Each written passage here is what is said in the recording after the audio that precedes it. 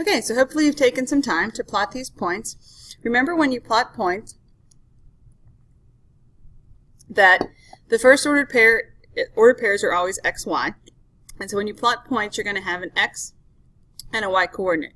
So to plot point J, you're going to go right 5, because it's a positive 5, in the x direction, and up 10, because it's a positive 10, in the y direction. So there's your J. When you plot points, you want to make sure that you are plotting points in such a way, and then you are labeling them what they are. So when you take your quiz on October 7th, or whenever it is, October 17th, you want to identify the points so you're not just plotting them, but you want to make sure you have them in the right spots. Mine don't all come up in the right order here, so I'm just going to put them up. You can compare your answers to them. So that should be what it looks like on the left. Then on the right,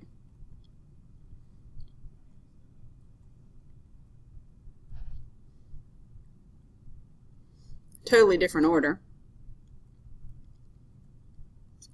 So that's what it should look like for those two graphs. Okay? Our objective today is that you should be able to plot points in the Cartesian plane, which you've already done, in order to graph lines in that plane.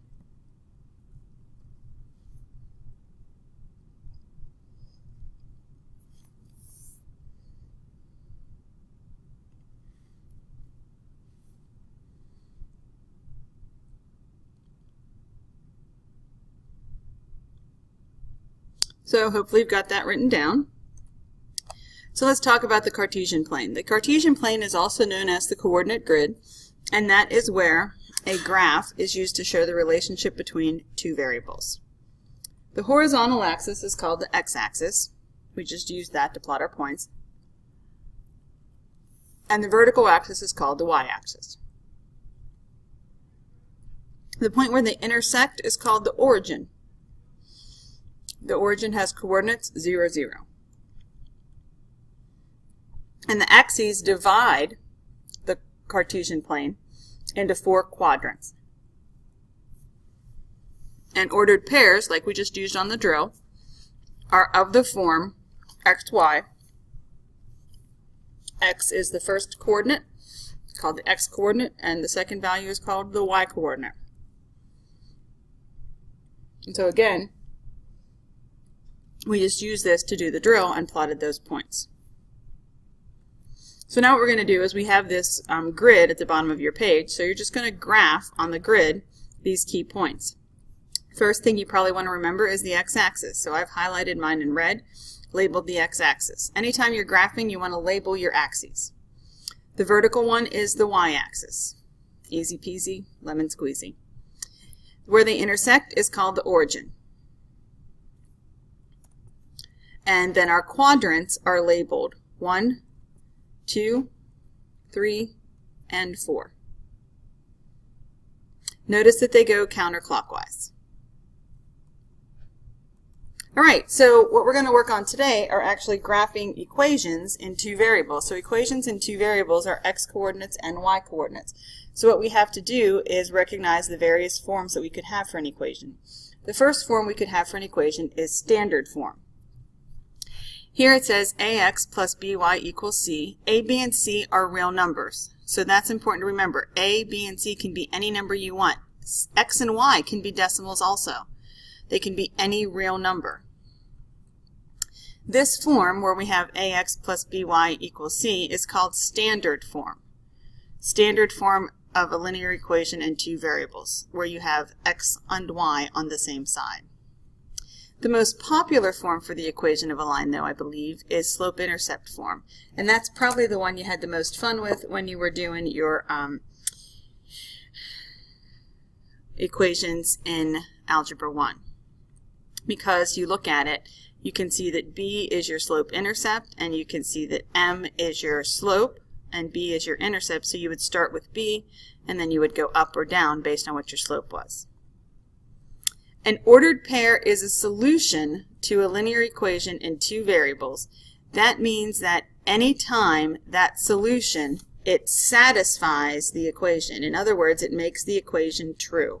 If it doesn't satisfy, if it's not true, That's what satisfies means. It means it makes the sentence true. If it makes that sentence true, then it's all golden, and it means it's a solution. If it doesn't make it true, it's not a solution.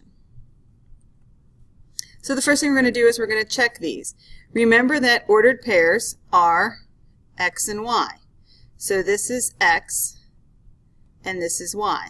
So we're going to substitute in for those values. So x is 6 and y is 2. Now when you substitute in, please use parentheses. The number of you that did this incorrectly on your test is probably why you messed up. So you put 2, 6 and thought it was 26, but it's not. It's 2 times 6 minus 3 times 2. So 2 times 6 is 12, 3 times 2 is 6. 12 minus 6 is 6. 6 does equal 6. Since this is true, that means 6, 2 is a solution. So if I were to graph this, 6, 2 would be on that line. Let's try another one. This was in standard form. This one's in slope-intercept form. We still do it the same way. We still plug in the test point. This is x.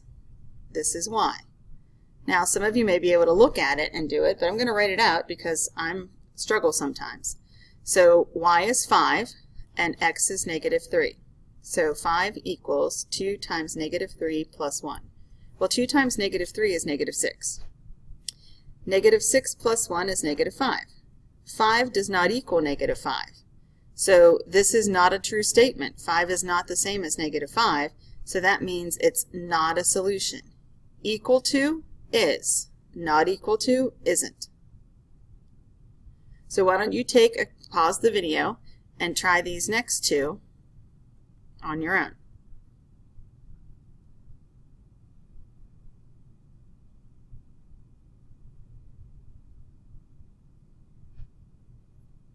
Okay, did you get those right? Good. Now if you're struggling with solving equations, you might want to come see me in the morning or see a tutor after school or see me after school on Tuesdays or Thursdays. Now the next question says to find the missing coordinate. Well, remember coordinates are x, y. So when we look at this, we're looking for y. So we're going to put 2 in for x and solve. Well, 2 times 14 is 28. We divide by negative 7, so y is negative 4. That's our solution. So we know that 2, negative 4 is on that ordered pair. Here we're looking for x because we know y. Y is negative 11, and we solve.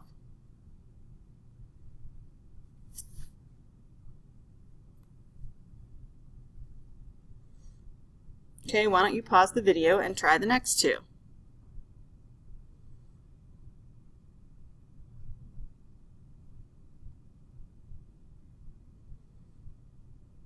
So our next ordered pair should be 1, 2. And then the next one should be negative 11, negative 2. Now, what we're going to be doing today is we're going to be graphing lines, but we're going to be graphing lines using 3 points. And to get those 3 points, we're going to make a table. So we're going to take this equation, which is x plus 3y equals 9, and we're going to make a table. Now the values have been chosen for us. So we're going to do the same thing, but if the table's not given to us, you make the table. So this one says that y is 0. So if y equals 0, that means 3 times 0, which is 0. So x plus 0 is x. X equals 9. So I have that ordered pair. Then it says x is 6. Right here I'm seeing that this is 6. That's what x is, so I'm going to put 6 in for x, and I solve that equation. So we subtract 6. So 3y is 3, so y is 1. And so our ordered pair is 6, 1. Then we have one where y is 4, so we put y in for 4, so 3 times 4 is 12. X plus 12 equals 9, so x is negative 3. And then we plot our points. 9, 0, right here. 6, and then up 1, right here. And then negative 3, 4, right there. and then you draw your line. Now you may not have a ruler with you, that's fine. Your phone is usually pretty straight, or you've got your pencil, or you've got a calculator, but you've got something with a straight edge that you can use to draw a straight line. So we're going to do the same thing again. Substitute in for the values it says. This time we're going to plug in 4 for x.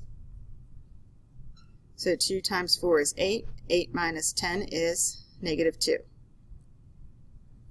So when x is 4, y is negative 2.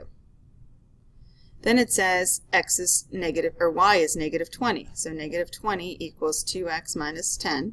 So we add 10 to both sides, and we divide by 2. So we've got negative 5 for x. So that means when x is negative 5, y is negative 20, and it's off the graph. Then it says x is 5. So we plug 5 in. 2 times 5 is 10. 10 minus 10 is 0. So we've got that point, 5, 0. So we plot 4, negative 2. Negative 5, negative 20 is off the chart. So then we plot 5, 0. And we draw our line. Okay? So if we're graphing these, the set of all the points that satisfies the equation, that's what you're graphing. Every point on that line makes that statement true. And if it's a linear equation, it's going to form a straight line. A table of values can be used to generate the set of coordinates on that line. My suggestion is that you pause, plug in the values, graph your line, and come back and check.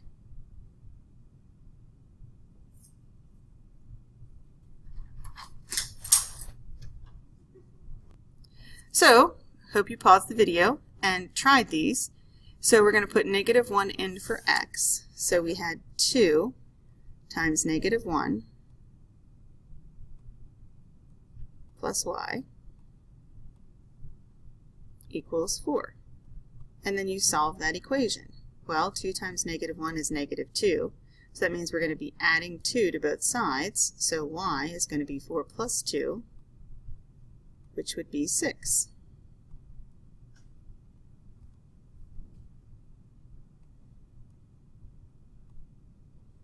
There's the work for how I got that answer. And there's my 6. Then I put in 0 for x. Well, I don't even need to write that, because 2 times 0 is 0. 0 plus y is y, so y is 4. Then if I put in positive 1, well, the only thing that's going to be different is this is going to be a plus 1, which means that this is going to be a positive 2. Which means that instead of adding 2 to both sides, we subtracted 2. And so instead of it being 4 plus 2, it's 4 minus 2, which gives us 2. And then you plot those points. 1, 2, 0, 4, negative 1, 6, and draw your line. Same thing here. Plug in negative 1. Negative 1 times 3 is negative 3, minus 1 is negative 4. Plug in 0. 3 times 0 is 0, minus 1 is negative 1. 3 times 1 is 3, minus 1 is 2.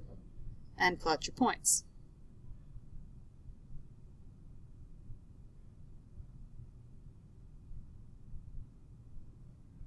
Booyah! Y equals 2x. Plug in negative 1. 2 times negative 1, negative 2. 2 times 0, 0. 2 times 1, 2. Plot your points.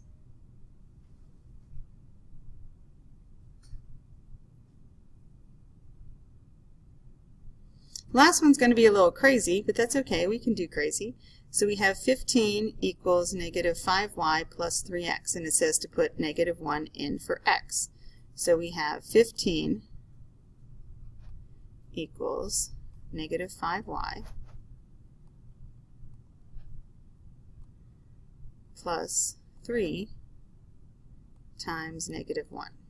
And my writing's terrible. Well, 3 times negative 1 is negative 3. So we have 15 equals negative 5y minus 3. So we add 3 to both sides, and we have 18.